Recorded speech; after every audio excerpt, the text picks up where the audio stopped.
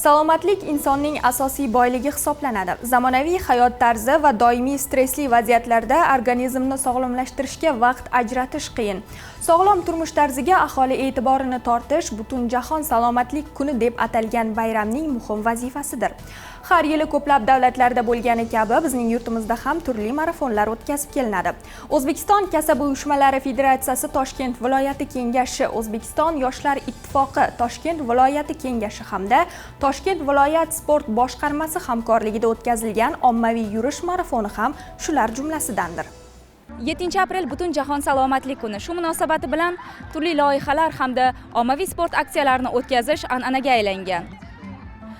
Sog'lik sport orqali yanada mustahkamlanadi. Shu boisdan bugun Nurafshon shahrida salomatlik sari shiori ostida ommaviy yurish marafoni tashkil qilindi va bu badan tarbiya bilan boshlandi.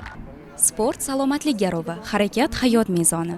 Ushbu so'zlar bejiz aytilmagan, zero sog'lom tanada sog' aql. Kasaba uyushmalarining korxona va tashkilotlarida mehnat qilayotgan hamda oliy va o'rta maxsus ta'lim muassasalarida tahsil olayotgan 500 nafarga yaqin yosh a'zolari Nurafshon Arena o'yingohida jam bo'lishdi. Ishtirokchilar 1 kilometr masofada piyoda yurish marafoni hamda gimnastika sog'lomlashtirish mashqlarini bajardilar.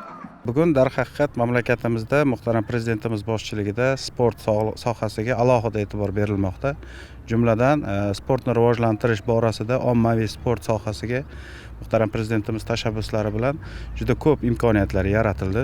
Ushbu marafondan ko'zlangan maqsad aholimizni bugungi kunda salomatligini saqlash va inson qancha ko'p harakatlanadigan bo'lsa, bugungi kunda qon tomirlari o'sha harakat jarayonida yanada keng sog'lom bo'lishi va qolaversa sport bu bugungi kunda har bir insonni mukammal salomatlik sari yetaklashini yana bir bor isbotini topgan. Shu nuqtai nazardan bugun mana shu marafonimizda mingdan oshiq yoshlarimiz ishtirok etib va nafaqat yurish marafoni, bundan tashqari badan tarbiya tadbiri ham tashkil etilib, mana shu aholini salomatligini yanada keng targ'ibot qilish asosiy maqsad etib belgilangan edi. Tadbirning asosiy maqsadi ish samaradorligini oshirishga ko'maklashish, yosh ishchi xodimlarni turli kasb kasalliklardan sog'lom turmush tarzi orqali muhofaza qilish, jismoniy tarbiya va sportning ommaviy turlariga qiziqishlarini kuchaytirishga qaratilgan.